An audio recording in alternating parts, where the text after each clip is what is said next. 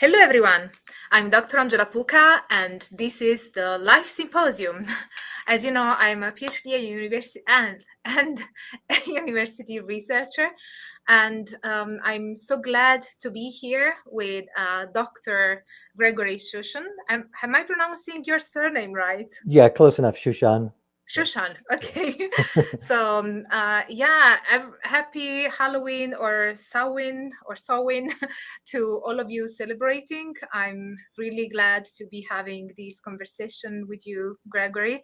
So would you mind to introduce yourself for my audience, first of all? I'm Gregory Shushan, and I'm a researcher on cross-cultural afterlife beliefs, and particularly their relationship to near-death experiences.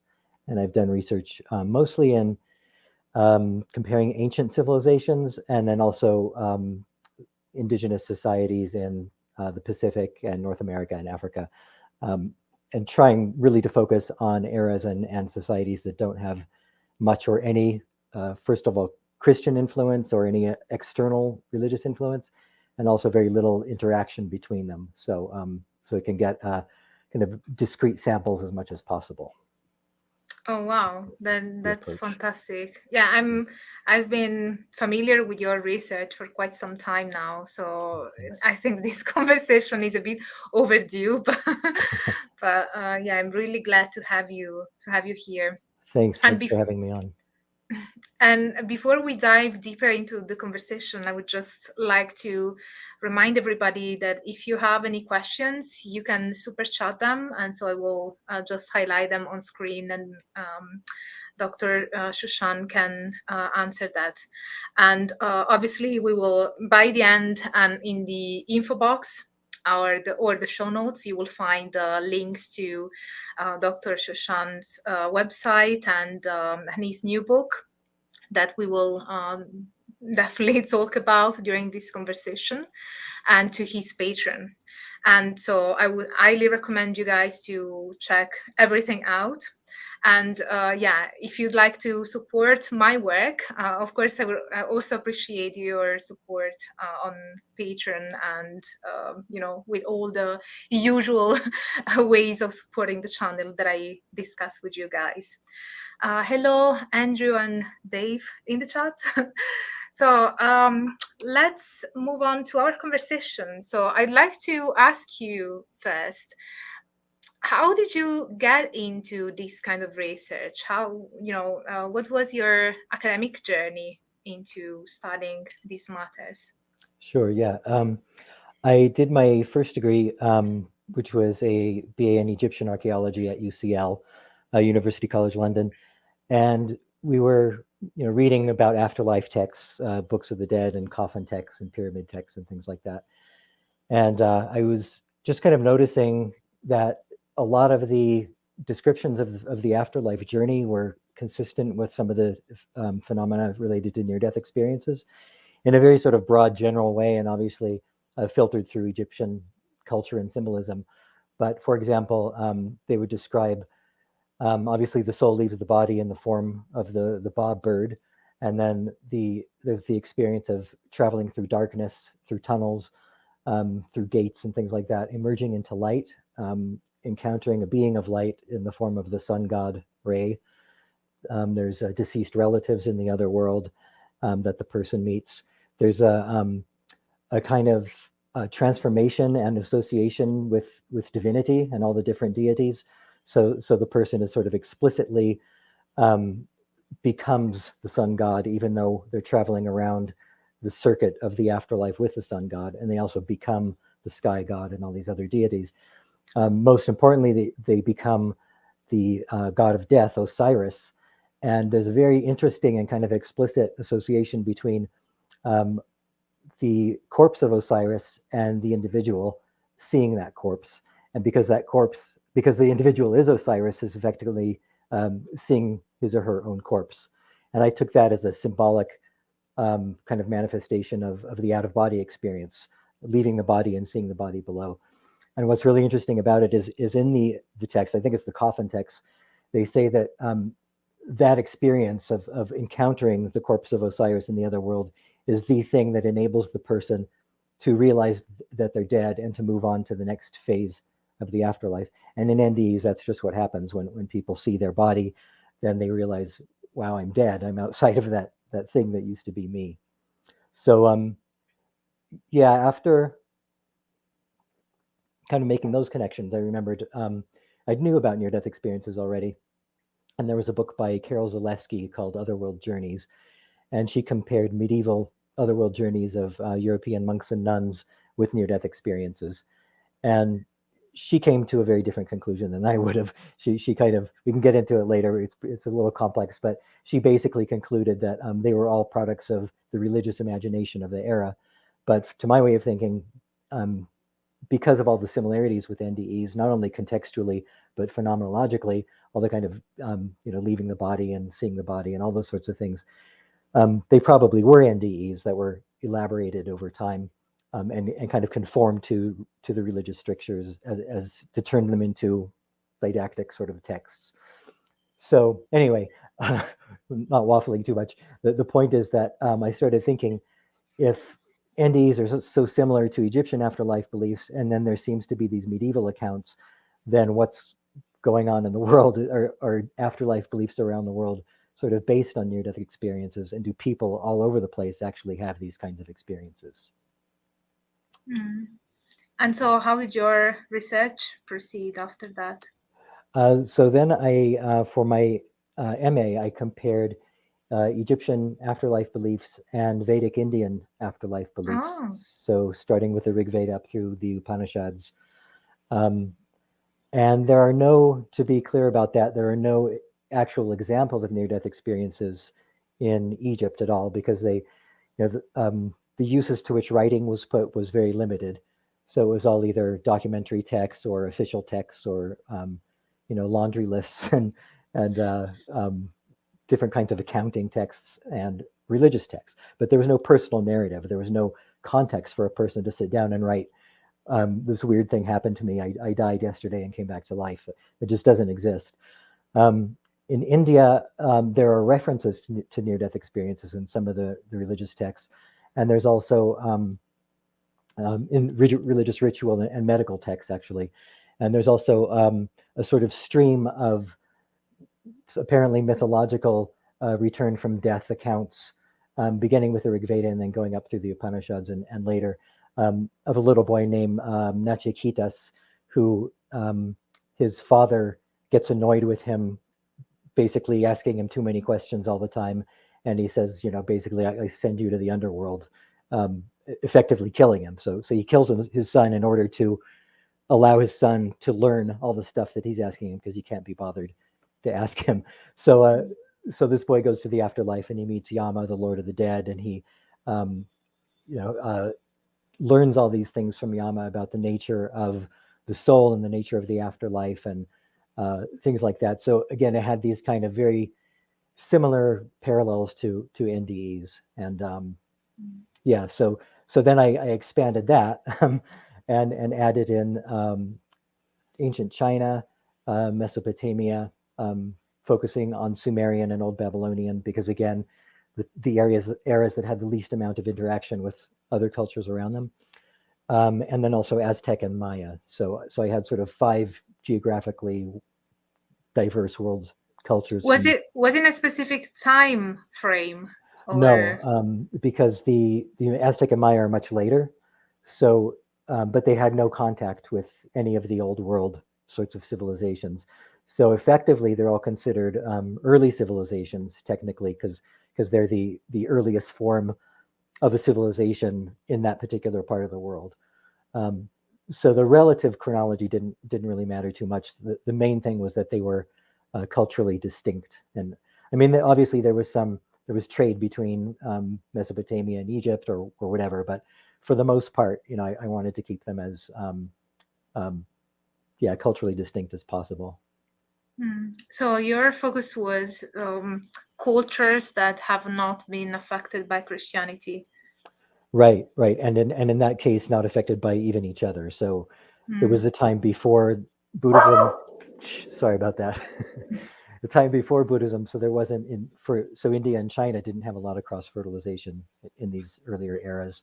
So yeah, and this is long before Christianity, so that Mm. wasn't an issue for this stuff, except for the Mayan and Aztec, um, because the texts that survive from the Mayan Aztec world are there are some actual written text that they produced. The Popol Vuh is a famous Mayan one, but a lot of the material we have is from early missionaries and explorers. So those have to be taken with a little bit of a grain of salt. But there is an Aztec or Mexica, I think, some Nahua tribe people from Mesoamerica, from Mexico. There is an example of a princess, is the guy translated it, who had an NDE. She died and came back to life, and told about going to see this being of light in the other world and meeting her ancestors and all these other things. So and in China, there are quite a few overt ancient NDEs that are, there's no speculation involved like there was in Egypt, for example. Mm. Have you also addressed the Tibetan Book of the Dead? There's somebody in the chat asking whether you have. I haven't, no. I've used the Tibetan Book of the Dead at least kind of philosophically to interpret, um, what an afterlife might be like, because I think this kind of jumping the gun, but essentially, given all the diversity around the world with afterlife beliefs and with NDEs, I was trying to figure out what kind of coherent model there could be for an actual afterlife, and it seemed to me that some of the Tibetan ideas probably help explain it best. Mm. Yeah, we'll definitely get into that. And what was your PhD about? That's what it was. It was this Oh, okay. cross-cultural study of all. Yeah, for my MA it was the Vedic India and Egyptian, and then for the PhD I added the other three, and that was published as By a book. Routledge, I think. No, Bloomsbury. Oh, Yeah, Bloomsbury. yeah. I think that I thought that I saw a book by you that was published by Routledge. No, I think I'm in a couple of Routledge books articles, but Mm. yeah, I don't have one of my own. Um, but yeah, that was called Conceptions of the Afterlife in Early Civilizations. But it's going to be reissued next year as Near-Death Experience in Ancient Civilizations by Inner Traditions, and that's going to be a kind of somewhat of a reworking and updating of a lot of the stuff in it. Mm. So, like for example, there was no complete translation of the Rig Veda when I did the book, and now there is. So that'll be useful. Yeah. And have you also compared what you have found, which we will be talking about shortly, with more recent outputs in terms of near-death experiences? Or have you solely focused on those ancient traditions? Recent in the sense of sort of up to the Contemporary? Yeah. yeah, not really contemporary. Only in the sense that I've used them as the sort of Western conceptual model for what a near-death experience is. So I've used the kind of the foundation of near-death studies research um, as the sort of the comparative framework, really, Mm. rather than I haven't done any work with actual contemporary NDEs or whatever. But I mean, even that there's in near-death studies there's a thing called the Grayson scale developed by Bruce Grayson, and that's probably the most useful um, kind of schema for what a near-death experience is, and it lists a number of different sub-experiences that kind of make up what a near-death experience is. But the difficult thing about them, and also the interesting thing about them, is that no two near-death experiences will have all of the components, and in fact, not even one will have every single one of the components, because there's maybe a couple dozen of them or something. Some people hear music or hear buzzing sounds, or some people will have a life review where their whole life flashes before their eyes. So that's one of the interesting things, is trying to figure out the degree to which they're similar across culture, and then the degree to which they're different, and then the degree to which they've influenced beliefs in an afterlife around the world. Mm. So yeah, let's dive deeper into that. So what are the commonalities and indeed differences between the near-death experiences that you have studied, and then we can talk about the conception of afterlife that emerges out of them. Yeah. Well, one kind of major difference is in a lot of Asian societies in India and Japan, for example, China, um, when somebody dies and meets the being of light or whatever kind of deity in the other world, and they're sent back to their body, in the kind of Western accounts that we're mostly familiar with, that you hear about on, contemporary near-death studies or in popular media or whatever, people are told, by the being of light, or Jesus, or however they interpret this being of light, they're told, you need to go back to care for your children or look after your sick relative, or maybe there's some kind of thing that you didn't fulfill in your life that you need to kind of finally fulfill, and bring your life around to a place where you've had a full life and you're then able to die, that kind of thing. So it's a kind of self-development and caring thing combined. Whereas in these Eastern cultures, it's often a case of mistaken identity. So the soul would go to the other world and they'd be told, you know what, we got the wrong Gregory Shushan. Um, we meant to get the one who lives in this little village in Persia or whatever. Um, so they would send me back to my body, and then they would get this other one, who would then die for good. So So there is no uh, explanation, just the fact that the person was not the one that they yeah, wanted. they just mixed it up. He had the same name, maybe even lived in the same village. Who knows?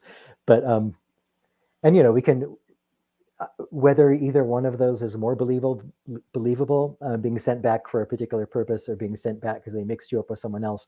Even that is, I think, a cultural thing. To us, it might sound a little like, yeah, really, they got the wrong guy. Um, but to people in Asian countries, they might think the same way about Western NDEs. So, but the weird, the puzzling and kind of continuously intriguing thing about that is, so we have the death context, the dying context, the going to the other world, the meeting of being of light and being sent back, and then returning from the dead. But then why is it different? Why the reason that they're sent back? Another example is, this idea of a tunnel. That the popular idea of an NDE is that you go through a tunnel, and emerge into brightness in the other world. Uh, for one thing, that tunnel is a little exaggerated. It's usually just entering darkness, and then the person kind of describes it as a tunnel. There was a kind of famous debate about this maybe 10 years ago or something, about India, because in Indian NDEs, they didn't describe a tunnel. They described moving through darkness. So the famous NDE skeptic, Susan Blackmore, said, here's an example of NDEs not being the same across cultures. That means that they're just hallucinatory. But totally overlooking the fact that they're traveling through darkness and going into this kind of other realm.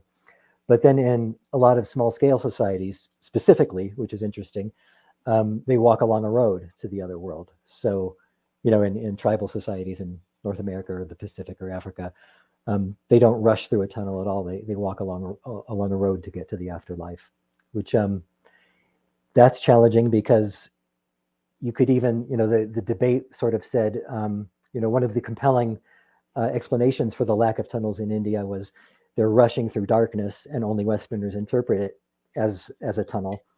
But then the small scale society is just walking along a road. That's not even rushing through darkness. But it's still, temporarily dead, traveling to the afterlife, and then being sent back, and all the other broadly thematic similarities. And how prevalent these common denominators are?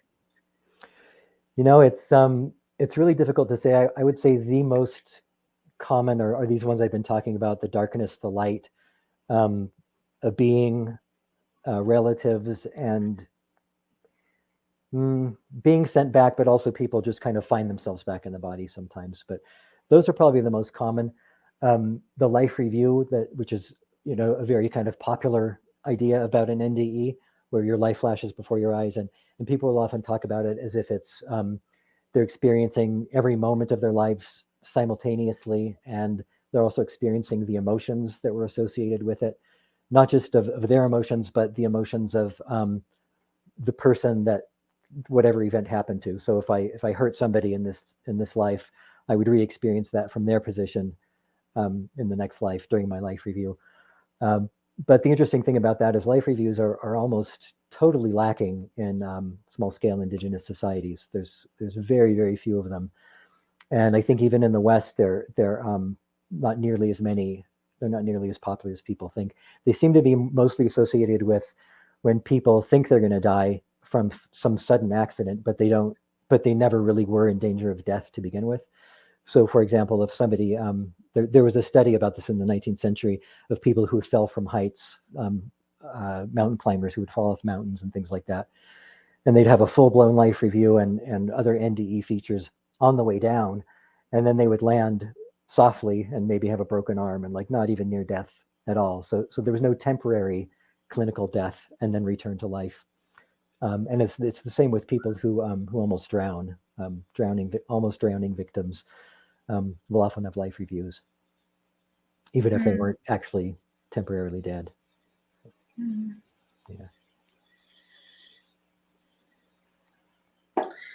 Why? Yeah, I was wondering why the life review and how those moments are chosen. I mean, are they, the moments that the person see, are they the most significant ones, or are they just random moments in their lives? Yeah, that's a good point. I mean, the way they describe it, there's none that are chosen or not chosen. It's just all of it. It's basically reliving every moment at once, which is when you think about it, like it's so difficult to accept that or to get your head around it because you brush your teeth a couple of times a day. Are you going to have how Are many? you? Yeah, am I gonna see myself brushing my teeth? Yeah, like As thousands you and said it. thousands of times, or you know, every Yeah. time that you ate something or whatever mundane act you did, is that also going to be alongside a time when you had some uh, important occurrence in your life? Mm. And also, you briefly mentioned, lesson to learn before going into another life. So, does that imply reincarnation, the belief in reincarnation, at least in the societies that you've studied? In some of them, yeah. There's in India and China, obviously. Um, in a lot of the small scale societies, there's quite a lot of reincarnation belief in Native American societies and in Africa.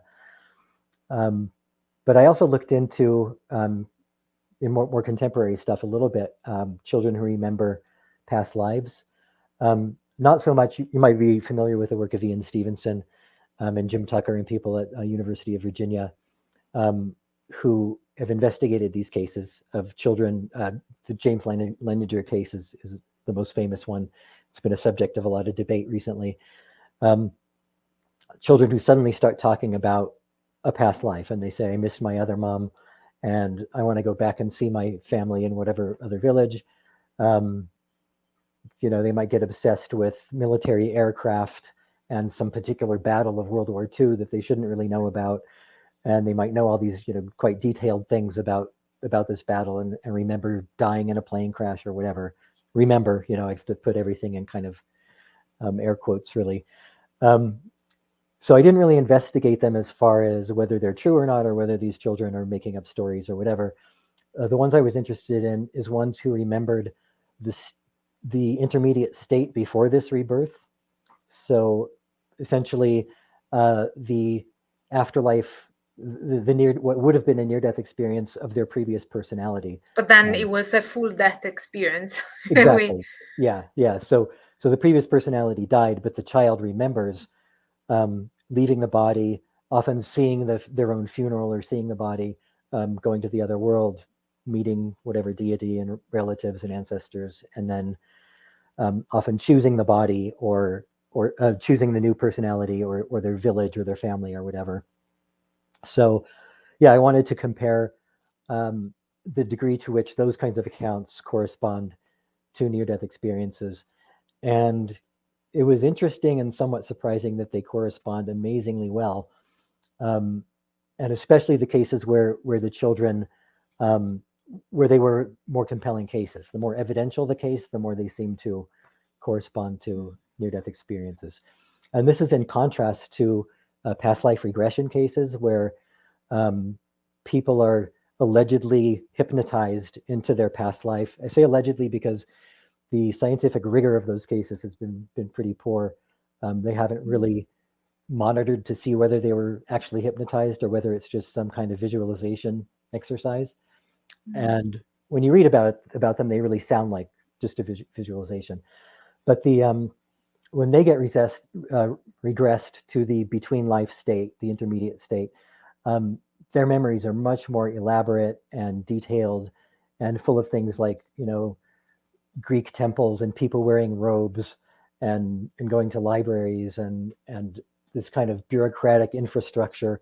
A lot of it sometimes sounds like what I would imagine a cruise ship to be like this kind of um, some activities person who goes and tries to get people to let's have a class, kids, and let's play games, and this very sort of organized thing that I think probably a lot of you know people would appeal to them because it would give them a sense of security and some way to envision the afterlife that's not threatening. So yeah, and those really don't reflect near-death experiences very much at all. I mean, obviously there are the NDE features in them. There's meeting the relatives and the light and all that stuff. But because past life regression didn't really become popular until after near-death experiences were known, I think it's likely that they picked up on that. It's all part of this whole kind of new age bubble of ideas, drawing on NDEs and all these other kinds of I want phenomena. to I want to ask a bit more about past life regressions, but first there's an interesting question from Dave, who's asking: are the life review instances related to belief systems that have judgment? Well, that's a good question. Yeah, they probably are. In fact, there's a scholar, Alan Kelly here. You might have heard of. He did a book called Experiences Near Death, I think in 1996. He was one of the first people to start looking at cross-cultural NDEs, and he looked at them in small-scale societies.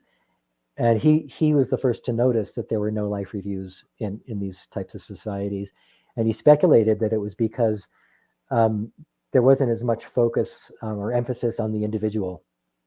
It wasn't like Oh, a that's interesting. individual. Yeah, yeah.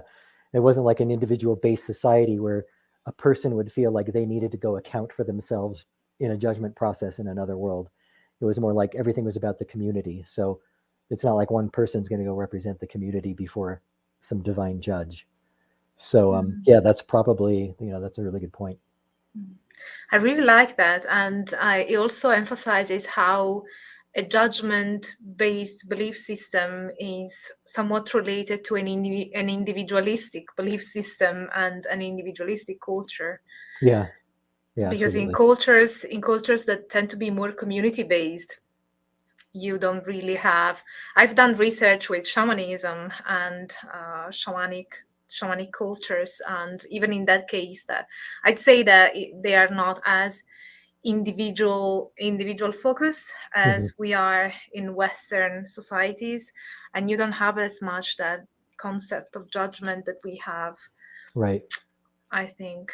Yeah. Yeah. So if you're dying thinking this is all about me, then then you're probably gonna more likely to have a life review. Whereas if you're dying and thinking, um, I don't know how I feel such sorrow for leaving the world in a state of despair and climate change or whatever, then you might not, you know.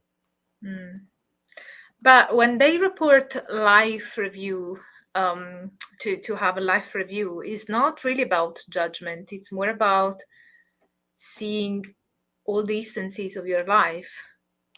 Yeah, it's a form of self-judgment, I would say. Oh, okay. Yeah, because you feel, as I said, you feel the effects of your actions on other people. So it's Mm, kind of like instant karma, you know. Um, but yeah, and I think that does correspond to a lot of religious beliefs in the afterlife around the world, where there's this, like in the Egyptian example, if you're all these gods, if you become all these gods in the other world, and you're being judged, that effectively means that you in your divine state is doing the judging of yourself. So, and in India and lots of places, there's this this self judgment sort of idea, mm, and yeah, none of those are um, well, they're all judgment cultures, I guess, but they're not all monotheistic, at least. So So there seems to be some kind of human tendency towards, wanting to feel like you've accounted for yourself, or that you've led a good life at least. Yeah, that's very interesting. And I was thinking back at the past life regressions. So you seemed to believe that there aren't really good studies on, whether past life regressions have. It's difficult to say, in terms of the validity of those experiences. How can you verify past life? Well, Yeah, there are some cases where um, people have tried to actually find the place that the person, especially I think children, yeah. as you mentioned as well, they tend to remember perhaps where they had been. Hmm. So why do you think that those studies that have researched this kind of matter and try to what's the term, not really verify maybe Right. those experiences, or Yeah. at least what the person was recalling from an alleged past life, why do you think that those are not sound studies? I think the spontaneous cases with the children are sounder, more sound than the regression cases, because in those cases, sometimes the children don't even know about reincarnation. It's not even part of the culture. It is true that the majority of them come from India, or the Druze in Lebanon. They mostly come from cultures that have reincarnation, um, but a lot of them don't as well. So and some of they have been able to verify the actual past personality in a lot of these cases. Um, but it's the regression ones that are more troubling to me, and I think it's partly just a methodological thing, because like I said, there's no they don't hook them up to EEGs or whatever to determine if they're really hypnotized. And to my knowledge, there hasn't really been a good case where they've tracked down the actual past life personality and verified all the things that the regressed person has said. Um, there is an interesting study by Helen Wambach in the late 70s, and she did quite a large scale study. She didn't try to track down individual personalities, but what she did is put together the facts and the cases, the descriptions that people had of the eras in which they lived, and then she compared that to actual historical data. Mhm. Um, that was pretty interesting, and she found that a lot of them actually did correspond to what was known of history at the time. So certain events, or even certain clothes, or cultural factors or whatever. I'm not Mm. totally convinced, but I thought it was a novel approach, and it was intriguing. Mm. So it's more about those who intentionally try to recall the past lives as opposed to children or people that spontaneously have some kind of um, memory or alleged memory from a past life. Yeah, I think there's a big distinction there for Mm. sure. And what about the afterlife then? What kind of picture and conceptualization of the afterlife emerges from all the research that you have done? What are the common denominators, but also the differences? We're also interested in the differences, if there are Yeah, any, the patterns, yeah, that have yeah, emerged. um, yeah. I think, I guess the way I looked at it was going from what I found in NDEs to then speculate, given all that diversity and all the similarity, um, how could we understand NDEs as being real? And once we accept that, just for the sake of argument, once we accept that, then what kind of afterlife could there possibly be? So, so the way I would envision NDEs, the way I would kind of explain them, if I were to argue that they were real experiences of an afterlife, which I'm, not necessarily prepared to do, but I think what's going on, or would be something like, there's, if you look at, rather than calling it an experience, there's like an event that's that's the kind of background of what the near death experience form is. So there's some particular, um, being temporarily dead, having these experiences and coming back to life, and then kind of grafted onto that is the um, cultural and symbolic ways that we experience the world. And I don't mean that in the way that there's some objective thing, and we're then describing it later once we wake up and putting a form on it. What I mean is, while we're experiencing it, I think we're actually enculturating the experience in process, if you know what I mean. Um, so there might be some being of light that's formless or personalityless or whatever, but when we're in the other world, we see that being of light as Jesus or Krishna or Muhammad or whoever. We're going to see whatever relatives or deceased people in the other world that are well, I guess that's a question. We're either going to see the ones that choose to come to us if they're real, or we're going to see the ones that for some reason our mind went to, and it's going to create them.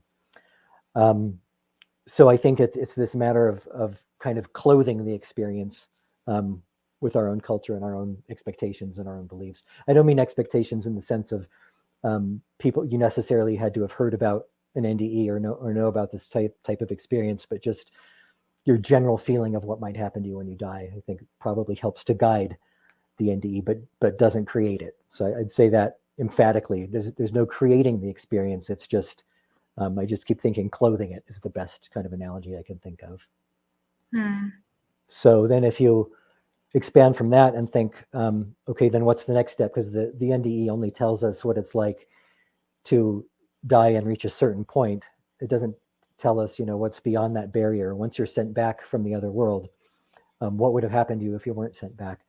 So to speculate on what that could be like, if we kind of take these ideas from NDEs and extrapolate from there, I think it's probably very much like a lucid dream, where you're kind of there's this background reality that you're not consciously manipulating or creating. You're just having a dream, but then you happen to be awake inside that reality.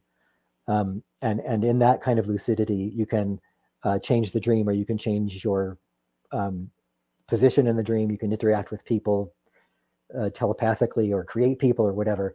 But the background's already there. And unless you're like a super advanced lucid dreamer, you're not going to just create an entirely new world for the most part anyway.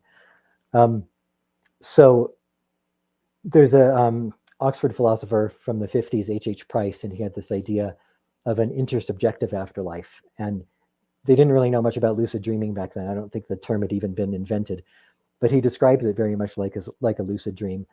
But he also says that the dream will be co-created with group souls, with like a group of like-minded people. So it's not just like this solipsistic world that you're creating on your own. It's an objectively real place, even though it's being created by the imagination, but you're doing it in combination with all these other souls of the dead. So they help to kind of maintain that background reality that I was talking about, but you also can't totally create or destroy other souls or make them come to you and do your bidding or whatever. It's not that kind of self-created place. It's again just clothing what is already an objectively real sort of place and putting your own experience and symbolism onto it. And I think even people would possibly experience and see it in a different way. So if we ended up in the same afterlife, if you died in the UK and I died in Santa Fe, New Mexico, I might be seeing Pueblo architecture and you might be seeing, thatched cottages or whatever. So, but they could be the same building, in the other world. That reminds me of something that is very Kantian. And it's, the fact that sometimes, whether it is an NDE experience or even our daily experience, to use your term, everything, I think it's kind of clothed, because when we do not perceive reality immediately. We have filters of our eyes, and we have filters in our mind and in the way we understand the world and the way we in a way expect the world to be. So every time that we experience everything at every moment during the experience itself, we are always interpreting. There is never a direct connection with the experience. Yeah, So I think absolutely. that that is true of our daily and mundane life as well. Yeah, And so it doesn't really surprise me that it also shows in near death experiences. yeah, Um, exactly. That's one of my main arguments too. That given how differently we experience this life, um, by culture and individual and everything else, there's no reason I can think of, valid reason why it all has to be the same in the next life for everybody. So in that sense, some of us might reincarnate and some might not for whatever reasons, whether that's determined by the self or by actions or whatever, is kind of irrelevant. But just the fact that yeah, the differences to me don't negate the idea that there could be an actual afterlife. That's something that's been argued by some philosophers. Keith Augustine is one. He's and Richard Harris maybe. There's this idea that because NDEs are different around the world, then there can't possibly be an afterlife, because an afterlife, of course, would be the same for everyone. And well, it's like, who that's not says? as, yeah, it's not a good argument. I would No, say it's really not. you could equally say there is a different afterlife for everybody. Yeah, yeah, and the to me that kind of thinking comes from probably a subconscious, Western Christian sort of mindset that it's got to be this, and um, there's this kind of monotheistic system that applies to everybody in the world, which is, that's really based in monotheisms, I think. I think there's also an underlying concept of the truth, and the fact that in order for something to be true, it has to be objectively true. Mm, And it also underlies the fact that objectivity is a thing and actually exists. So hmm. I think that it underlies a lot of elements that are part of the Western culture. Yeah, Some of them linked to Christianity, others, I think, perhaps linked to the Western culture, and even the rationalism. I think, and the Cartesian dualism. The difference between the the metaphysical world and the physical world, and the fact that in order for something to be real, it needs to be universalizable, it needs to be standardizable, it needs to be repeatable, otherwise it's yeah, not real. yeah, But we all have experiences that are extremely unique and unrepeatable, yeah. but that doesn't make them unreal. Right. It doesn't, it makes them non-objective, but it's not necessarily the case that in order for something to be real or to be true, it Hmm. has to be objective, if there is any such thing as objectivity. That also Yeah. Well, and depends if on one's philosophical and religious stance. right, right, and if you talk about a mind-dependent afterlife where people are co-creating this afterlife, then the subjective is the objective. There's there's no distinction between them in a way. So yeah, for some person, one person to come along and say there can't be an afterlife because this particular model of an afterlife is what it would look like if there was. It doesn't make any sense. So Mm. Yeah, and I get that you have a more phenomenological approach. yeah, yeah, for sure. Mm. So, what is the idea that you have of the afterlife as a result of all of your research? I keep an open mind. I kind of feel like I my attitude towards all this stuff is either I know something or I don't know it. So I don't really have a personal concept of belief, you know, unless I Mm. experience something firsthand, or unless I feel like I can learn it in a I don't know, in a real sort of way. It's just kind of speculation to me. There's good speculation and there's bad speculation. So um, I think if I were, you know, to enter this kind of lucid dreaming type state when I die, I wouldn't be surprised. I'd probably think, yeah, that did make sense, or if I'm reincarnated, I won't be happy if I'm reincarnated, but I might understand it for a while and kind of be aware of, what's going on, especially in that in-between state. But yeah, I can't say it's changed my actual beliefs. It's refined the things I don't know more. And I guess refined what seems to me most likely. It's probably Mm. the best way to put it. And for those who do not get reincarnated, what does the afterlife look like? Yeah, that's a good question. I mean, maybe they just stay in that, lucid dream type state. Maybe the state of being pure consciousness, pure spirit is the ultimate. Or maybe there's then, kind of bardos that you go through, as in the Tibetan Book of the Dead. Um, Maybe there's eventually some kind of, release and liberation from the whole thing. Um, that all sort of makes sense to me. It doesn't conflict with, a lot of the NDE testimony or a lot of the cross cultural material. And I like how, some Western scientists have come to similar kinds of conclusions as ancient Tibetan scholars. Um, Carl Becker's another one. He's a Buddhism scholar in Japan, and he's done NDEs and Mahayana Buddhism, and he kind of came to the same conclusion, that he thinks that you know these forms of Buddhism pretty much have it nailed, the Mm. interpretation of NDEs and the afterlife and sort of what's ultimately to come. And But is I there don't think. I'm sorry, just say I don't think, and I don't see any evidence for a Christian, Judeo-Christian type afterlife where there's there was um, my heaven and my hell and next judgment. question. Oh, okay. Yeah, how does the afterlife in those cultures that have not been affected by Christianity, how does the afterlife relate to an idea of karma or heaven and hell, the idea that you will get punished or rewarded Yeah, depending on your actions. but well, those are independent from Christianity. So they had those kinds of um, ideas of judgment anyway. Um, but yeah, I mean, especially in the small scale societies, there really isn't a lot of judgment.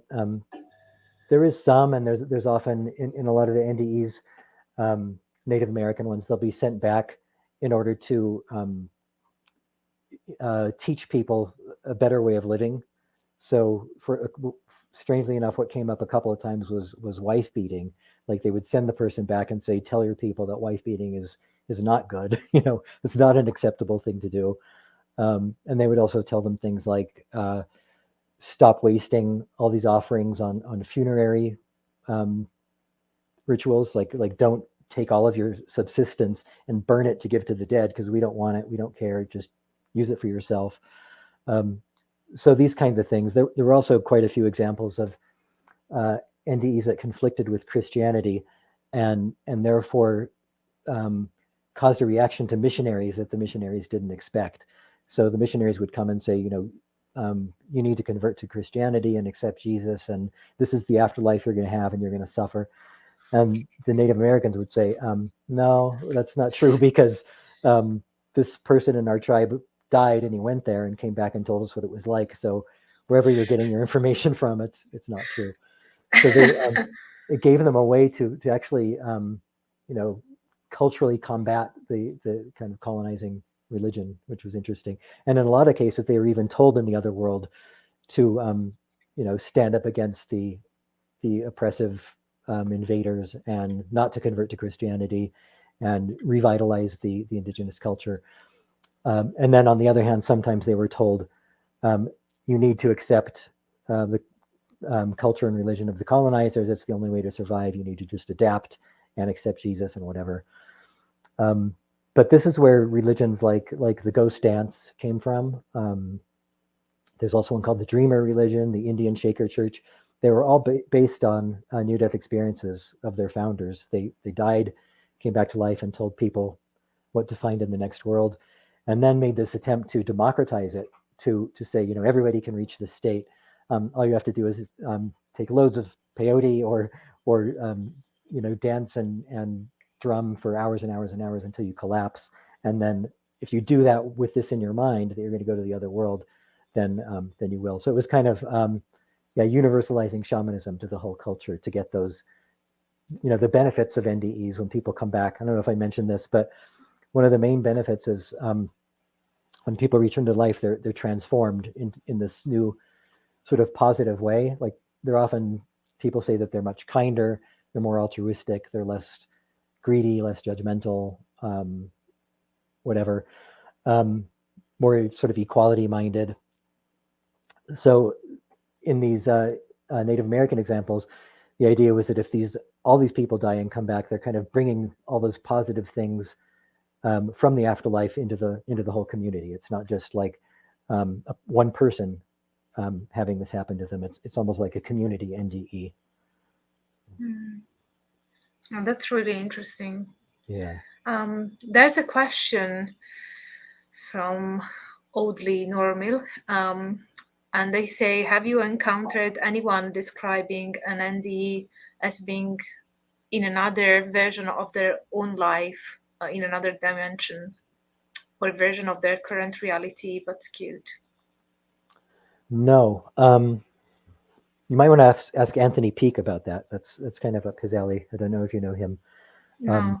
but he has this idea that that we basically relive our lives over and over, a Groundhog Day kind of idea.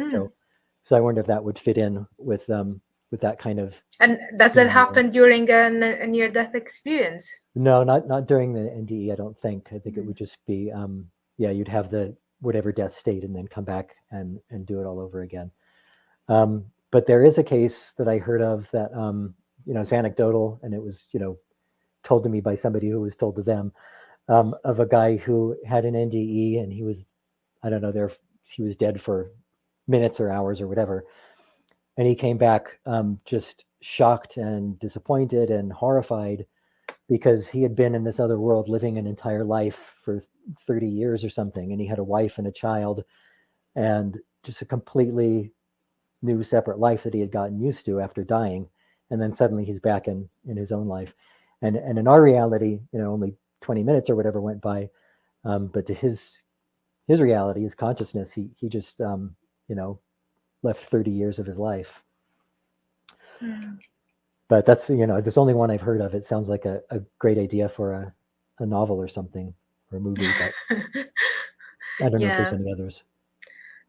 There is a person in my family who's had a near-death experience, and what she told me is that the only thing that she saw was a light, not even like a person or an entity of light, just light, and that she felt like it was first dark and then there was light, and then she was called back.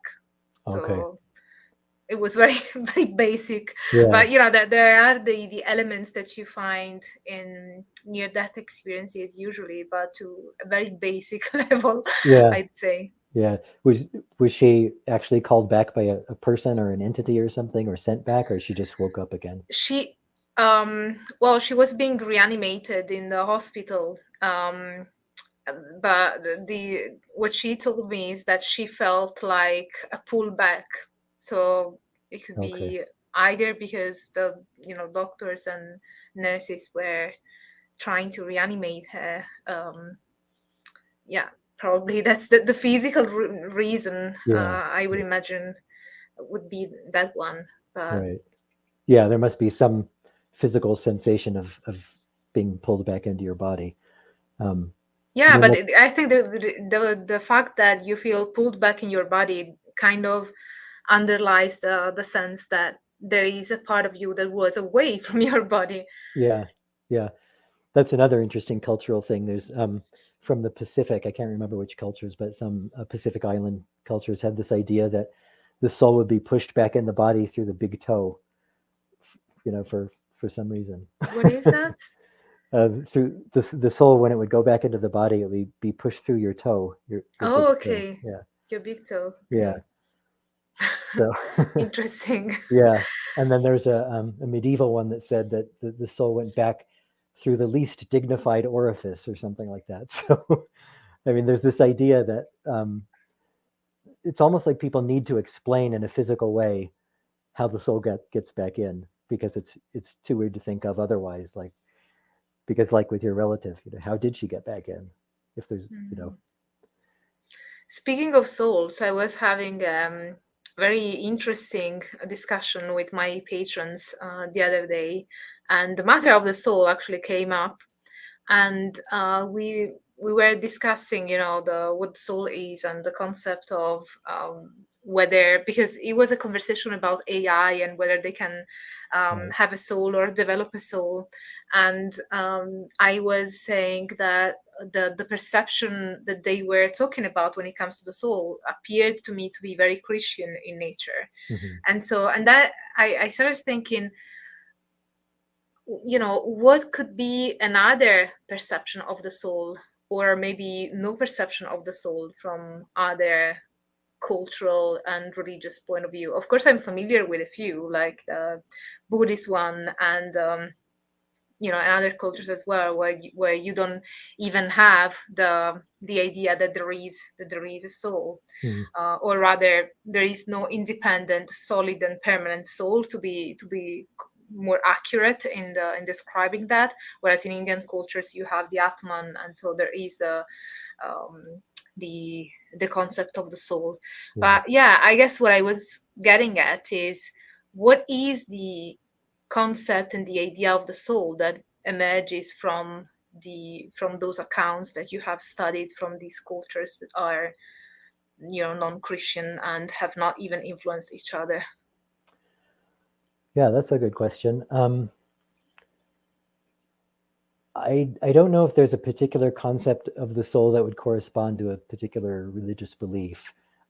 In fact, I would just say consciousness should be used rather than the soul. We're talking about NDEs and the afterlife, because of that very reason. Because we've got, um, even in India, there's the Atman, but then there's the Vasu soul, the free soul, and then in Egypt, there's the Ba and the Ka and the name and the shadow, and but only one of them is seen as the actual conscious soul. One of them is gives you the life force and um, whatever. And there's similar in a lot of African societies. There's all these soul components, but it seems that for the most part, they're all one of them is the animating thing, one of them is maybe an identity thing, but there's always a particular one, it seems to be, that's the consciousness. So that's probably the better way to conceptualize it. So is there always a perception that there is part of us that leaves the body when we die, or well, during the near death experiences? So there's always the perception in all the accounts that you've studied that there is some part of us, however we want to conceptualize it or define it,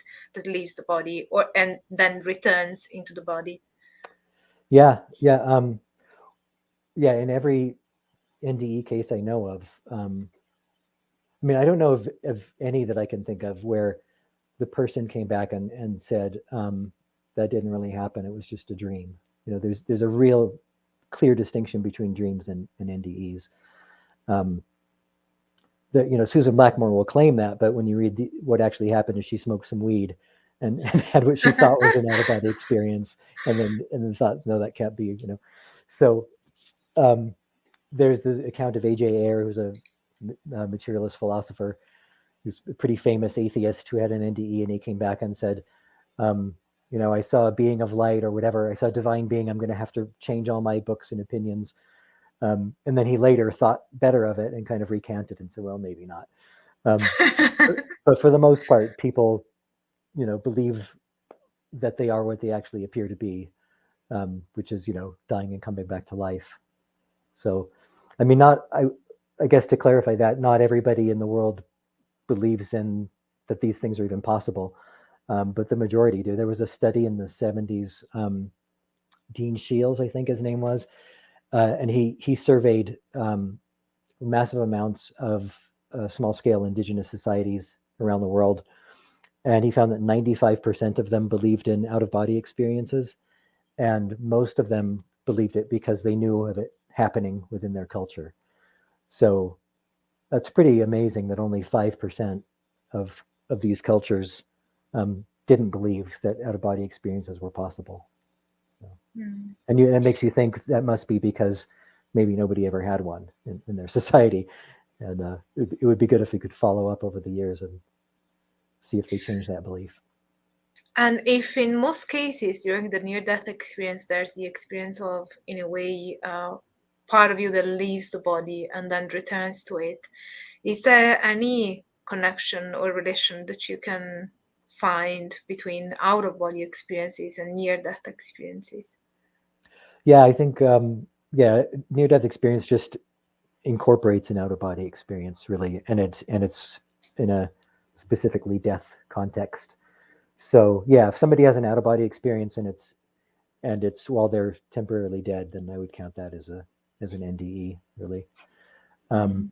but yeah, people say they can be you know deliberately generated, or they can be experienced through different practices and techniques.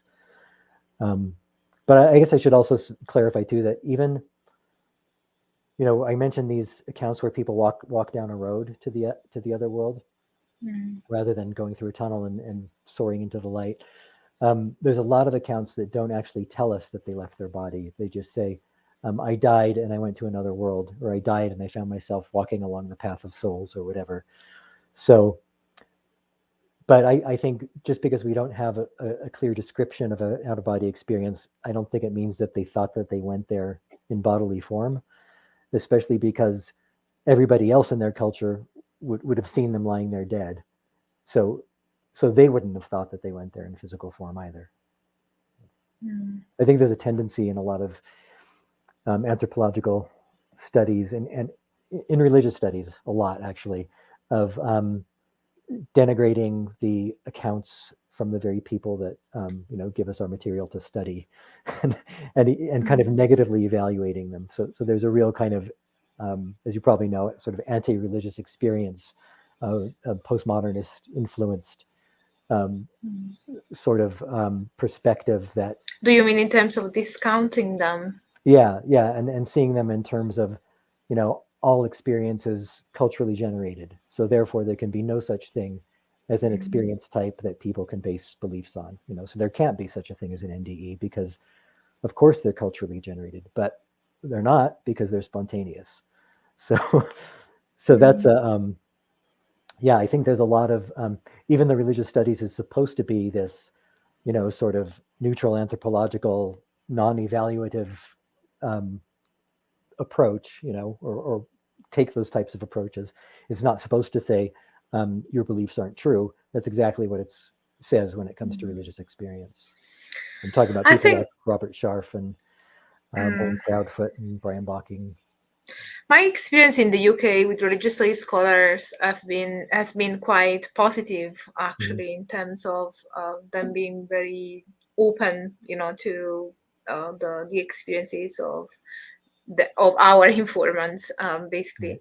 But yeah, I know that it's probably a recent development. I only have experience with scholars in the UK and other scholars in Europe.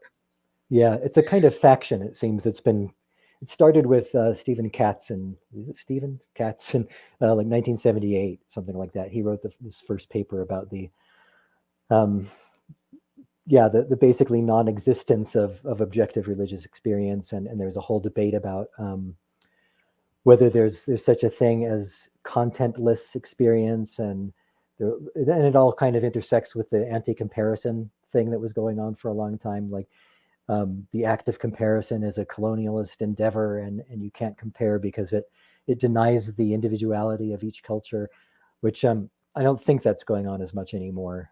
It was kind of 90s and 2000s that seemed to be have a real stranglehold on religious studies, but yeah, hopefully it's not as bad, and it seems like anthropology has been more open-minded about this kind of thing. Yeah, my experience is that anthropology, is quite open-minded. There are still things that you're not supposed to include. So for instance, if you are an anthropologist and you do participant observation with people, because I work with the contemporary world and with people, and there are some so-called extraordinary experiences that happen on the field. Those are just data that is excluded Yeah, from the picture. So right. I know that there are some scholars that have also argued in favor of including these ones as well, like um what's his name? It escapes me now. Jack. Oh, It's Jack Hunter. Yeah, Jack Hunter. Yeah, Yeah. Jack Hunter and Fiona Bowie, Right. and Yeah. also Edith Turner also Yeah. wrote about it. Yeah. And Yeah. Erica Bourguignon. And yeah, and there were actually two anthologies of articles about anthropologists being changed in the field by their extraordinary experiences. Goulet, I think, is the editor's name. So yeah, I mean but that seems to be something that at least in sort of, I don't know, AAR type mainstream religious studies doesn't seem to have impacted them much. I think there's a real chip on the shoulder of religious studies. A lot of times they're so concerned with distinguishing themselves from theology that anything that seems Theology and supernatural, religious studies are yeah. like, yeah, So two anything that cousins seems that like to fight with each other. right.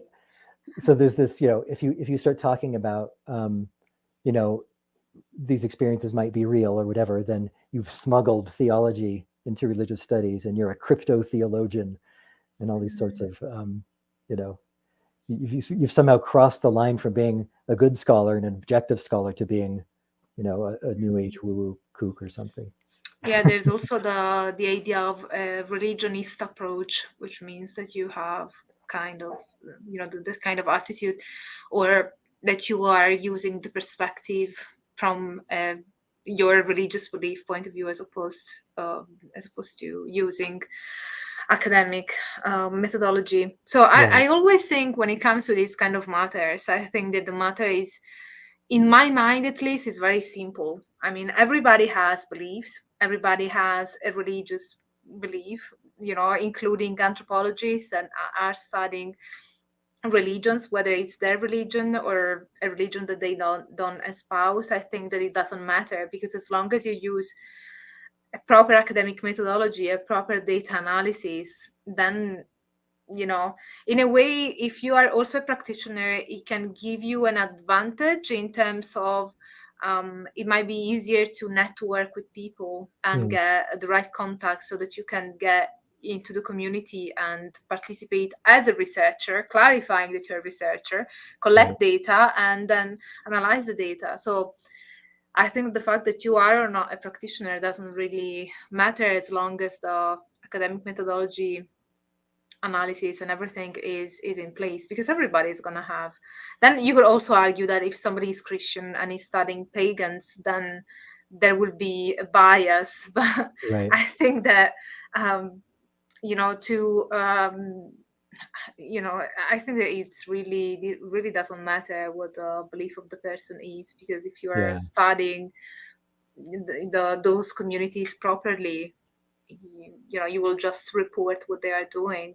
Yeah. And I think being clear about your beliefs and your or philosophical commitments or whatever is a good thing to do. I Yeah, I hear that more from US scholars and much less from European scholars. So Hmm, I think that it's interesting. There's a difference there. I think yeah. European scholars tend to be, at least now, a bit more open in terms of, they don't discount, at least in my experience, they don't discount informants' Hmm. experiences. But at the same time, they tend to be very private and encourage you, if you're an early career young scholar, they would encourage you to not share whether you are a practitioner or not. Uh, yeah. I'm Whereas in thinking the again of US, it's the opposite. right. I'm just thinking again of Susan Blackmore, the near-death experience psychologist in the UK, researcher who she's a Buddhist, and so she very clearly has a commitment to the doctrine of anatta, no self, and her interpretation of NDEs is basically totally Buddhist in that way, totally different than Carl Becker's Buddhist interpretation of NDEs. To her, it's like, this is the self is a construct, so therefore there is no self to be able to have an NDE. There's no possibility for this, consciousness to survive and all that. And she doesn't say that in the book so much. She doesn't make that connection. But reading it through that lens, it's pretty clear. So in that sense, I think scholars should be open about their prior commitments, because I mean, if I were to be open about my prior commitments, it would be, you know, that I have none pretty much. I lean towards, maybe perennial philosophy sort of thing or something. Um, but but I think even that is important in knowing I when you read would. my books, to Yeah. know where I'm coming from, because I'm not surprised you're a fan of perennial philosophy since you've done so much comparative research. yeah, I mean, I'm super critical of it, and but there's a part of me that kind of that was attractive to me when I first started studying Jungian stuff and whatever.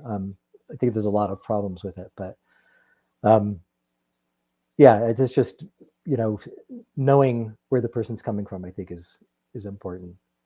It just reminds me there was a when I was at Lampeter, and I taught a course on um, pagans and Christians in the ancient world, and one of the internal reviewers, one of the people there who reviewed the module, it was a distance learning module. She said it was apologetics. It had an apologetics flavor to it, and I thought I'm on the side of the pagans or on the side of the Christians because I totally did not get it. I don't have any Christian upbringing or anything, and to me it was the exact opposite. So I just thought it was interesting, and I thought if she knew that I wasn't a theologian or not a Christian or whatever, would she have read it in a different way? Hmm. Yeah, that's also another thing. I think that what if the bias is created by the person reading it, having in mind what are your That's a point beliefs, too. and Yeah, yeah. so That's it's the other like, side of the coin. yeah, it's like if you're upfront about what your beliefs are, so that you can sort of put up front your biases, then you are creating biases in the reader as well. So yeah, that's a So good point. Yeah, I guess there's no yeah, easy answers to any of this stuff. yeah. Yeah, whatever you do, it's always going to be complicated. But that's why I think one of the things that I always say on my channel to my viewers is that the general public tends to see science and research as, aiming at discovering the truth. And Mhm. so once there is a study on something, that it means, okay, we've got it, we have the truth on that specific matter. But that's not how science works. Neither social science or natural science or humanities is Mhm. not about finding truth. It's about discovering more knowledge. And since knowledge is a moving target, you will always have that new studies will perhaps contradict other studies, previous studies, or there will be a new theoretical lens whereby to look at that specific thing. And so even the result of the study will change, or the kind of knowledge that you will acquire will be different because you're using a different lens. So for instance, when you talk about NDE, understood by a Buddhist that believes in the no self, I would say that she's perhaps using a theoretical framework to interpret data, which is something that every scholar also does. Right. Yeah. So I haven't read the book specifically, but I would imagine that she also talks about the kind of theories that she's working with when she is interpreting the data. So, for instance, I use a Foucauldian methodology, but that's not a religion. Mhm. But it is still a theoretical framework and a methodology that I'm employing. And if I were to use another one, you would get different results. And it is fine to use another one. I'm not saying that's the necessarily the only one, but Yeah. it is the one that I think that is most useful to get the most accurate knowledge possible when you are dealing with something that is as elusive as contemporary paganism or transcultural shamanism. Hmm. I think that there are some, but I understand that there are people that really um, challenge the Foucauldian methodology as not leading to accurate knowledge when it comes to other matters. But I would argue that when it comes to something that is loose and difficult to grasp, Hmm. you cannot really make it into a structured, neat, and tidy belief system just Right. because it would make your research easier. Yeah. You have to acknowledge the fact that it is much more fluid and um, varied, and you have to find a methodology that mirrors that. Hmm. Yeah. Yeah. That's there's a parallel with my work where the question. I'll talk about all this stuff and cross cultural NDEs and the history of them and afterlife beliefs, and the question everyone wants to know. But is there an afterlife? Yeah, I Which didn't ask that because I didn't want you to be a crypto theologian. yeah. But it's funny, because and I just want to say, like, but wait, isn't this interesting? Isn't like the origin of beliefs in an afterlife being rooted in a near-death experience? Isn't that in itself an interesting thing? And why are they different and why are they similar? But no, the only thing people want to know is, are they true? So. And what do you answer to that? uh, I say I think that there are reasonable grounds for such a belief if one wanted to have them. So I think given the I don't really go much into the science of NDEs and the kind of evaluation of veridical cases or the verticality in cases. Um, so, but I know enough about it to think that there are things that haven't been explained away by materialist science. Every few months, there's a new article in some online journal saying, we've now explained away near-death experiences. We now know it's the dying brain because of this, and this. And not one of them talks about cross-cultural NDEs or historical NDEs. They all base their models on this, popularized Western conception of what an NDE is. So that's obviously not going to work as a human, pan-human kind of theory if, for example, people in small-scale societies are not having life reviews. But the Western science is telling us there's a burst of activity at death. That's the life review. And, it's just totally speculative. So anyway, I just think that it hasn't been explained away. And I think some of the seemingly veridical cases are intriguing. And because of the cross-cultural evidence and everything else, I think it's not irrational to have a belief in an afterlife. So, and also with reincarnation. Interesting. I think this is a good note to end our conversation with. So how can people find you if they want to find you or support your work? They can go to my website, which is just gregoryshushan.com. I also have a Patreon site, which is Patreon/Gregory Shushan, I think. And my book's on Amazon. This is the new one is The Next World: Extraordinary Experiences of the Afterlife. This is the kind of least academic one I've written. It puts together various stray writings that I've done here and there, including the only one has this stuff on mediumship, and which we didn't talk about, but there's a lot about mediumship in there, and reincarnation, and just kind of overview of NDEs and other problems with NDEs, like revelations, for example. You get these revelations in NDEs and then they don't come true. So, what does that mean? It's another interesting issue.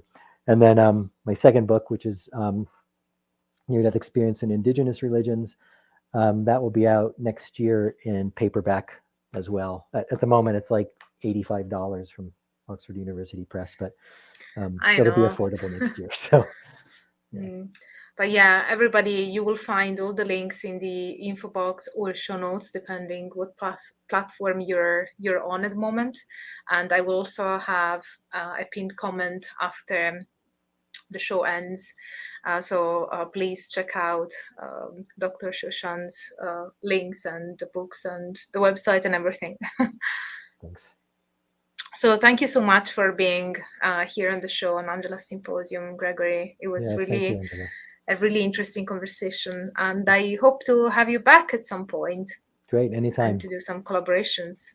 Yeah. And absolutely. Let me first acknowledge Jeanette says trick and treat. Thank you so much. And thank you, Vocatus. You're always very generous, and he's a patron of mine. And I'm really fond of our conversations. Every time we have very deep conversations about psychology and the sacred and the occult. So thank you, everybody, for being here. Thank you again, Gregory.